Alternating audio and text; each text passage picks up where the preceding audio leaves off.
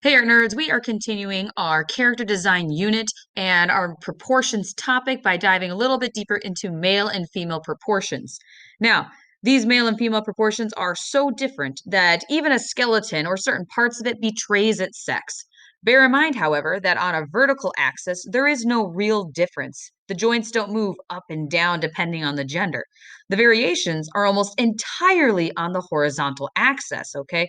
Which is the width of certain parts of the body. So, how do we feminize or masculinize our basic figure? On the structural level, there's actually just one big difference to master, and the rest are just small helpful details. So, we have our shoulder to hip ratio. That is the biggest factor, okay? It is the primary difference between male and female proportions, is that relationship between shoulder width to the hips. Women have a much broader pelvic bone than men do, since they need to be able to bear and give birth to a child. This one central fact has consequences throughout the body, okay?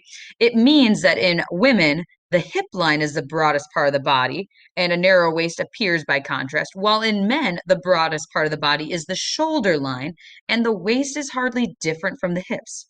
The overall female silhouette, then, is an hourglass as opposed to the more trapeze shape shown in the male figure shown here. A woman's waistline is level with the belly button, but a man's appear much lower.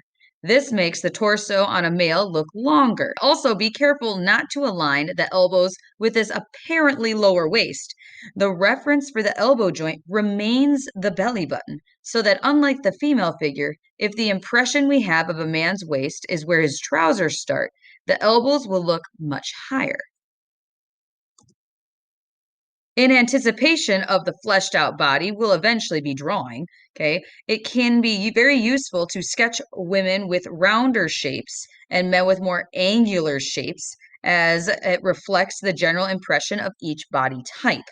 Generally speaking, a woman's body is made up of soft, rounded shapes, but also the fact that when not modified, the female body stocks more fat under the skin. Men's bodies are more angular and have harsher lines when they are muscular. This, of course, is subject to great variation, and this device is eminently adaptable, using angular shapes for a skinny woman, for instance, and soft ones for a fleshy man. Okay. Still note that in reasonably slim bodies, a woman's stomach is gently curved and her buttocks are rounded. A man's tend to be flatter with the stomach and the buttocks. A small detail, but significant. Okay. Draw a woman's hips joints outside the pelvic bone. They just jut out a little bit more visibly on the body, and this helps capture that feature in the female sex. In contrast, keep a man's hip joints inside the pelvic bone. Okay. That's what you need to know. Also, in both sexes, the palm of the hand and sole of the foot are about half as wide as the face. Okay. But they are longer relative to the face in men than they are in women. A woman's spine tends to be more flexible and is visibly more arched than a man's. And finally, on average, men are generally taller than women. So, how important is all of this? Why do we bother with this information? Well, to illustrate this point, in the image to the right, this is what happens when a man is drawn with female proportions and vice versa. Okay. Even with the addition of gender stereotypes of hair and such, due to the proportions of shoulder to hip ratio, the bodies look way different from the norm. Okay.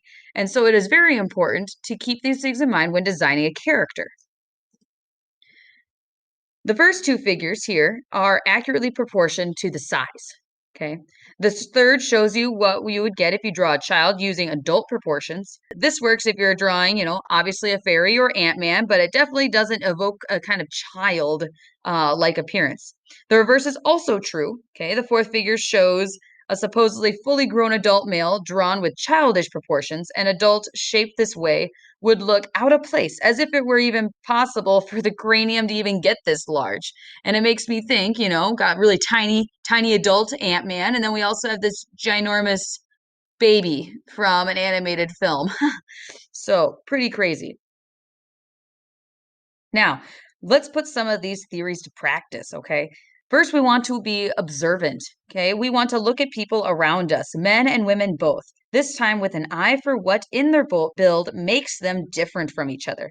Look at also children and people of different ethnicities to see how they different in their basic structures. Second, let's dig out some old photos of your childhood at different stages and sketch out the basic figure, okay? Maybe see how your proportions have changed over time. Finally, let's draw a crowd of people with varying proportions without a reference, okay? So you're just free drawing it here. Does any of the people that you drew look wrong? If so, can you identify what is wrong with the figure? Okay, so these are some great ways to play around with practicing working with proportions, specifically male and female proportions. And I hope that this video was super helpful to you guys, and check out my other ones.